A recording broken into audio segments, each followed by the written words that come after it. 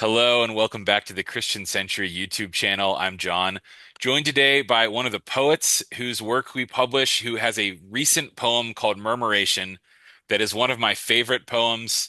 I'm not just saying this because we're on this call right now. One of my favorite poems that Christian Century has ever published. So we're going to be reading that poem. We're going to be chatting about it. But Jeff Munroe, thanks for joining us. Could you tell us a little bit about yourself, Jeff?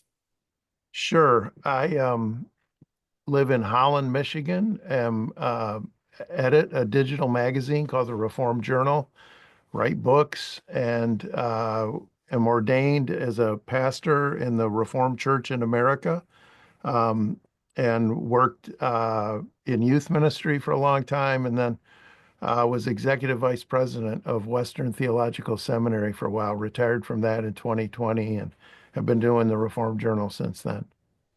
Well, happy retirement or semi-retirement, whatever Yeah, this is for you. Um, okay, well, I think before we dive into some questions, we're gonna go ahead and read the poem. So, Jeff, if you'd like to read this poem for us, please go ahead. sure. Murmuration. On a sullen December afternoon, I turn a corner into a Hitchcock movie. 500 starlings staring at me. Not a murder of crows, but I fear for a moment a homicide of starlings.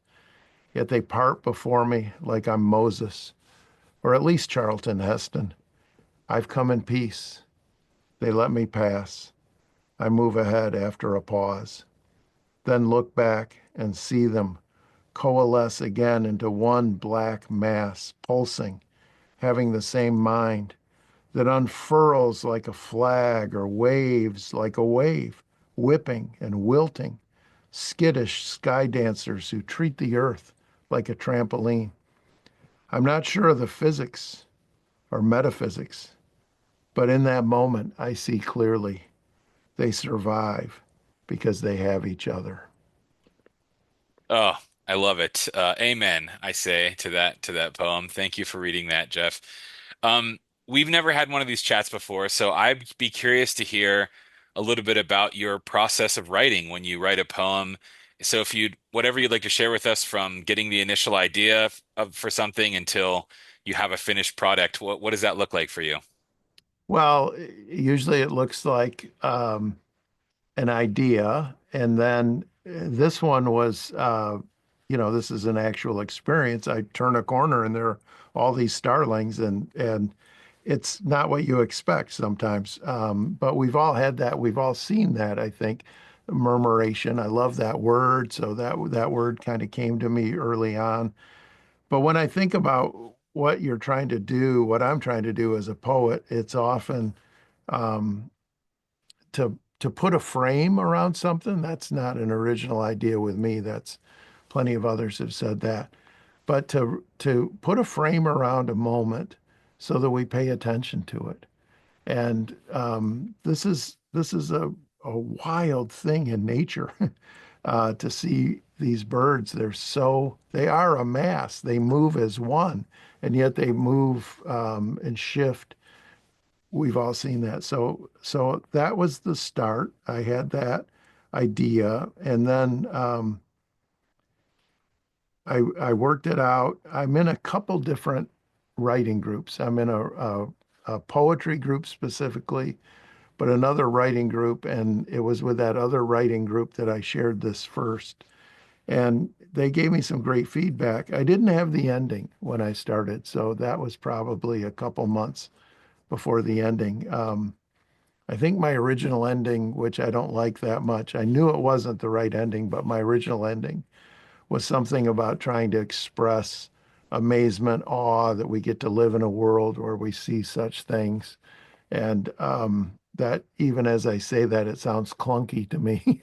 So I couldn't quite figure that out. But then a lot of it is I get the idea, I start writing, and then it's wordplay and feedback. So I got feedback from my group. One of the things that my group said, I had said originally, they part before me like I'm Charlton Heston.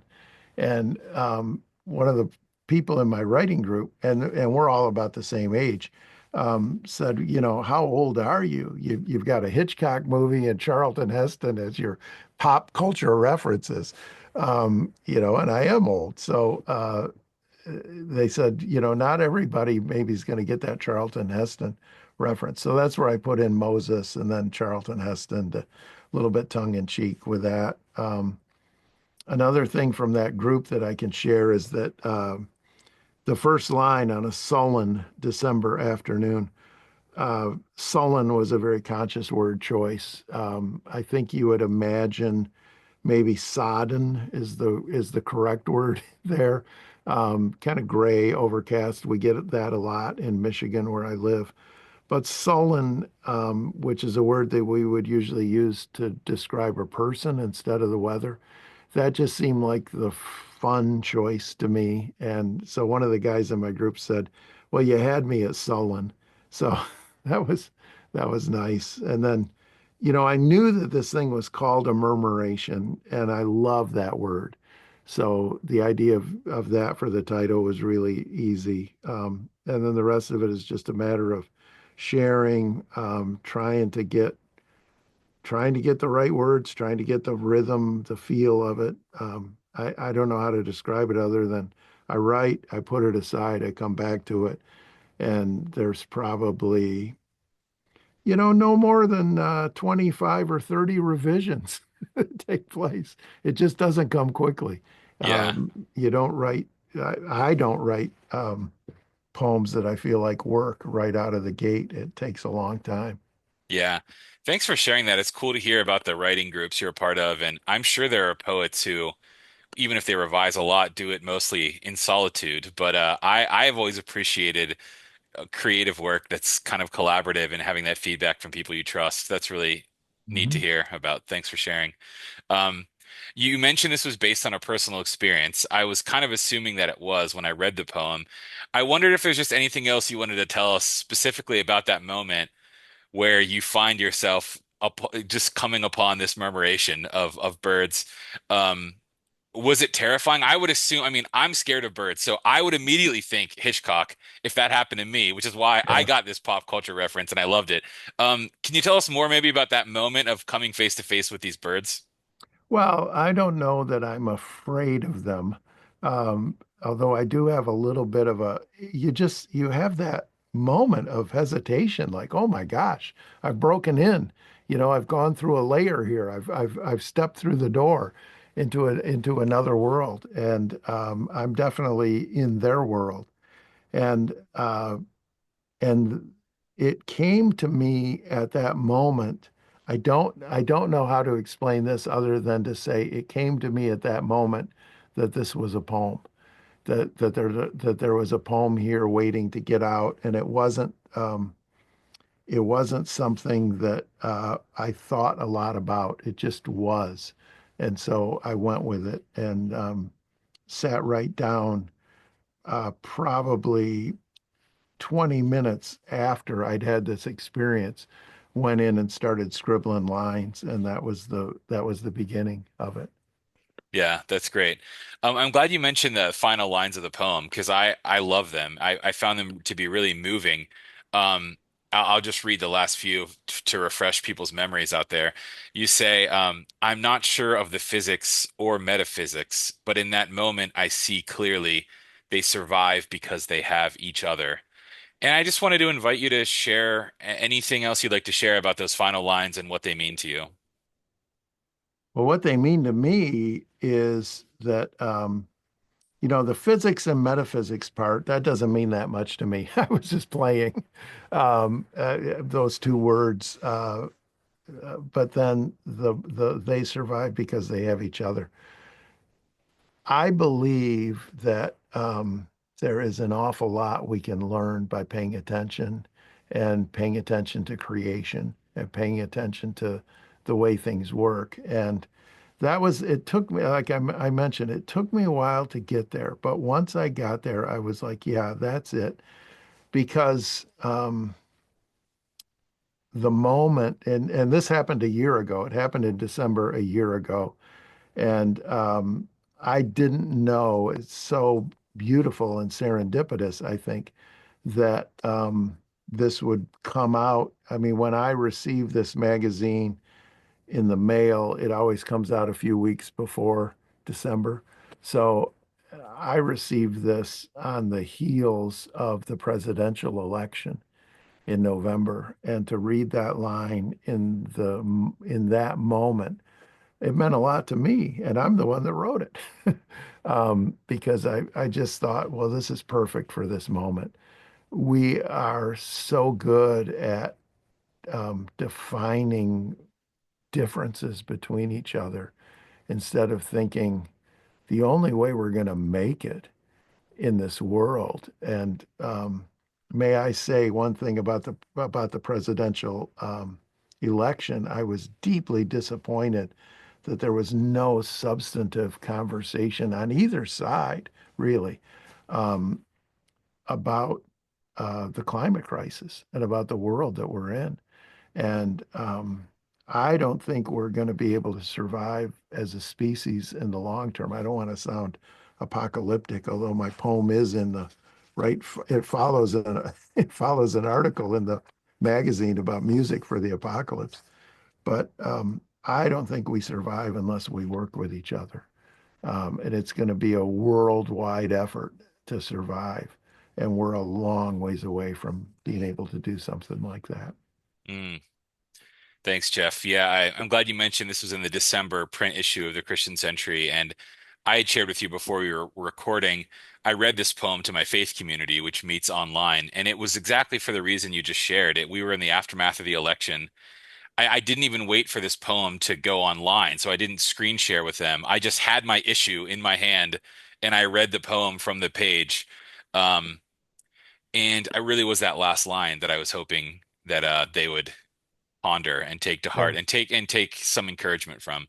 Um, I was gonna just say, though you were just playing around with the words physics and metaphysics, I thought that was pretty rich as I read this poem a few times now. Because you see something like a murmuration, and I'm sorry, I'm just waxing on here for a second, but you see something and there's an explanation you can come up with from science. You could just study physics and biology and Mhm. understand why these birds and how these birds do this. But when it does create awe in you and you start thinking about, wait, human beings have this kind of mutual interdependence too, then you're venturing into the realm of metaphysics. And so I really did like that line too. I just wanted to shout Yeah. out to that line as well. Well, there's an old saying that the poem is much smarter than the poet.